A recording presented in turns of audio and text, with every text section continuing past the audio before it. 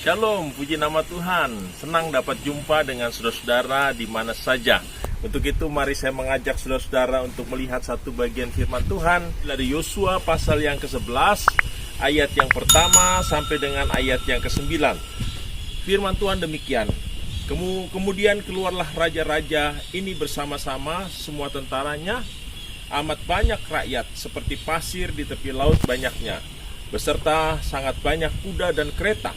Raja-raja ini bersekutu dan datang berkemah bersama-sama dekat mata air Merom untuk memerangi orang Israel. Ayat yang ke-6, lalu Tuhan berkata kepada Yosua, janganlah takut menghadapi mereka, sebab besok kira-kira waktu ini aku akan menyerahkan mereka mati terbunuh semuanya kepada orang Israel.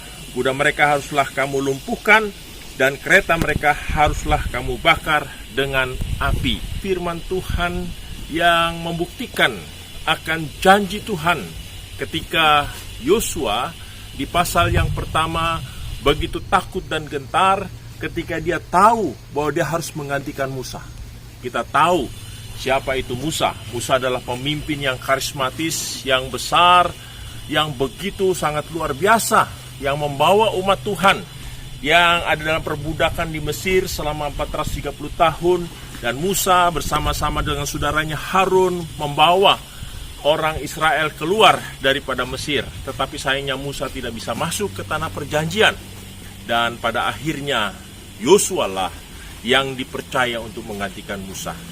Yosua begitu takut dan gentar karena dia harus mengambil alih kepemimpinan daripada Musa. Tapi apa yang Tuhan katakan di dalam firman Tuhan pasal 1 dari kitab Yosua? Tuhan katakan sebagai janjinya, Yosua, di mana engkau menginjak, maka aku akan serahkan tanah yang kau injak tersebut. Dan apa yang kita baca dari Yosua pasal 11 ini merupakan penggenapan apa yang dikatakan oleh Tuhan, bahwa Tuhan berjanji akan menyertai Yosua dan Yosua akan dibuat berhasil. Saudara-saudara, kita melihat sekarang bagian daripada Yosua pasal 11 ini. Di sini Yosua ingin membawa umat Tuhan yang sudah terlampau lama di padang gurun.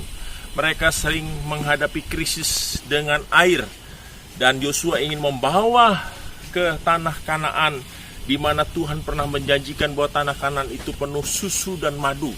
Dan Yosua membawa mereka ke bagian utara Israel.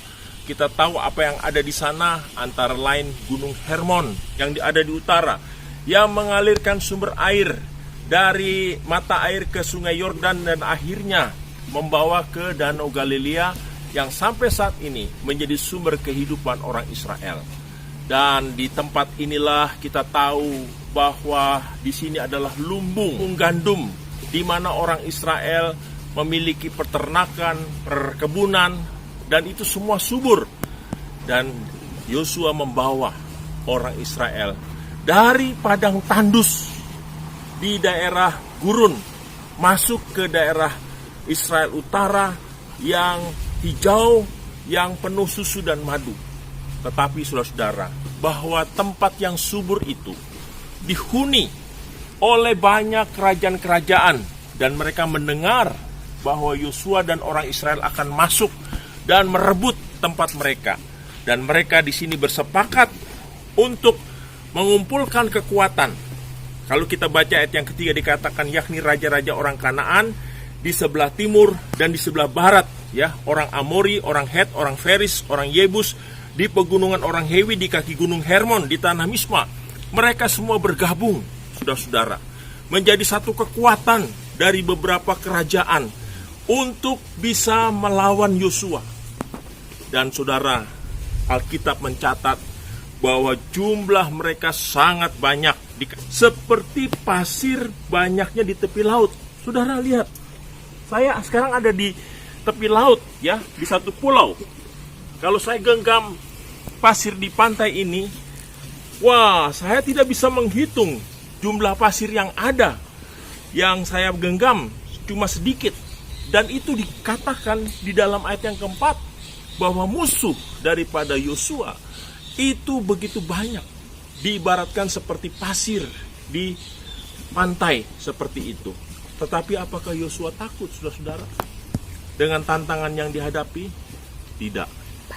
Justru Yosua di sini dia begitu yakin dan semangat bahwa Tuhan yang telah melepaskan mereka dari perbudakan di Mesir, dan mereka mengalami begitu banyak mujizat-mujizat selama kepemimpinan Musa yang disaksikan oleh Yosua, itu masih berlaku, sehingga Yosua begitu yakin bahwa walaupun jumlah mereka kecil dan kalah banyak dengan musuh mereka, tetapi karena Tuhan yang tidak terbatas dengan kuasanya yang besar ada dalam pihak mereka, maka Yosua yakin, maka kerajaan itu akan dikalahkan, akan ditaklukkan. Masalahnya, saudara, Yosua perlu tahu strategi dan cara bagaimana untuk bisa menaklukkan kerajaan yang tentaranya begitu banyak seperti pasir di laut. Di sini, saudara, sangat indah sekali ketika ayat 6, Yosua datang kepada Tuhan, minta petunjuk kepada Tuhan, sehingga Yosua tahu cara, strategi untuk menaklukkan mereka. Dan akhirnya Tuhan memberikan jawaban, dan jawaban Tuhan itu luar biasa. Di ayat 6 dikatakan, lalu Tuhan berkata kepada Yosua, jangan takut menghadapi mereka, sebab besok kira-kira waktu ini aku menyerahkan mereka mati, terbunuh semuanya kepada orang Israel. Kuda mereka haruslah kamu lumpuhkan, kereta mereka haruslah kamu bakar. Ada 3 hal di sini, saudara. Tuhan ingin supaya Yosua jangan takut. Itu yang pertama. Karena kebanyakan ketika orang melihat tantangan yang begitu besar, masalah yang begitu besar, langsung imannya ciut, kecil. Tetapi Tuhan mengingatkan Yosua, jangan takut. Dan Yosua benar-benar melakukan apa yang dikatakan oleh Tuhan. Dia tidak takut. Dia sebagai seorang pemimpin, dia tunjukkan itu kepada orang Israel. Tetapi dia tidak hanya perlu supaya tidak takut, dia harus tahu caranya. Caranya yaitu dikatakan bahwa kuda mereka harus dilumpuhkan. Dan yang kedua, kereta mereka harus dibakar. Kuda harus dilumpuhkan, kereta harus dibakar, karena disitulah kekuatan mereka. Dan Yosua melakukan seperti apa yang Tuhan katakan. Oh, indah sekali, saudara. Yosua dia minta petunjuk kepada Tuhan, lalu dia taat melakukan apa yang Tuhan katakan, sehingga pada akhirnya, saudara, kita melihat bahwa serangan Yosua dikatakan di ayat yang ke-7 itu dilakukan dengan tiba-tiba. Ayat 7 dikatakan tiba-tiba dekat mata air Merom, dan pasukan Israel menyerbu mereka. Jadi mereka dalam keadaan yang tidak siap. Yosua melakukan penyerbuan dan melakukan apa yang diperintahkan oleh Tuhan untuk melumpuhkan kuda-kuda mereka serta membakar kereta mereka. Akibatnya mereka tunggang langgang, dan pasukan yang begitu banyak yang dikatakan seperti pasir di lautan itu mereka lari terbirit-birit, dan orang Israel akhirnya memenangkan pertempuran dan menguasai daerah Kanaan di Israel Utara. Inilah sesuatu pelajaran yang luar biasa yang kita dapat dari Yosua. Yang pertama, saya mau katakan kepada saudara, Yosua pegang janji Tuhan.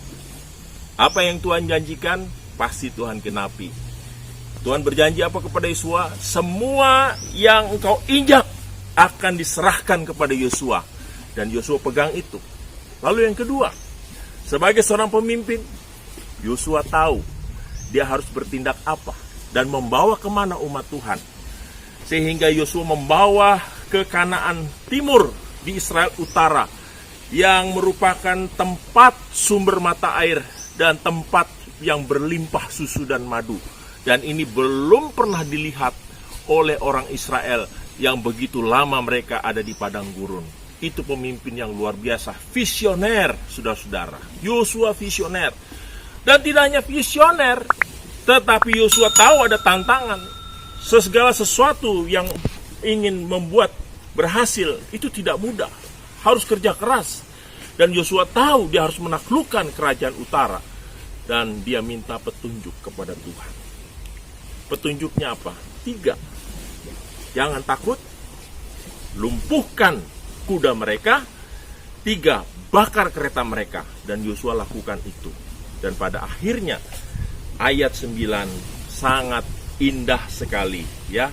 Dikatakan Tuhan menyerahkan mereka kepada orang Israel, mereka dikalahkan, bahkan dikatakan mereka dikejar sampai ke Sidon, mereka lari tunggang langgang. Dan akhir daripada firman Tuhan ini di ayat 9, Yosua dikatakan sekali lagi, Yosua melakukan terhadap mereka seperti yang difirmankan Tuhan kepadanya, ya, sehingga Yosua berhasil.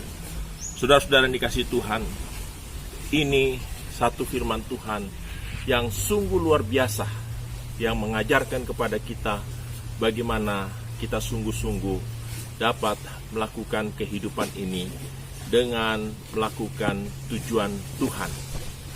Dan kita sungguh-sungguh dapat berhasil oleh karena kita berpegang kepada janji Tuhan, kita melakukan firman Tuhan, dan kita sungguh-sungguh mengandalkan kuasa Tuhan. Sehingga itulah yang membuat Yosua berhasil. Dan pada akhirnya mereka benar-benar bersuka cita. Oleh karena mereka setelah sekian lama ada di padang gurun, mereka dapat menikmati apa yang dijanjikan oleh Tuhan, yaitu mereka akan diberikan tanah yang penuh susu dan madu. Dan itu digenapi ketika mereka menaklukkan daerah Kanaan Timur. Kiranya saudara dan saya juga, apapun yang kita akan alami di dalam kehidupan kita di masa-masa yang akan datang, kita tetap berpegang dengan apa yang Yosua lakukan, dan itu menjadi petunjuk dan teladan di dalam kehidupan kita. Kiranya Tuhan memberkati kita melalui kebenaran firman Tuhan ini, dan kita sungguh-sungguh dapat dibuat berhasil oleh karena Tuhan yang menyertai kita. Haleluya. Amin.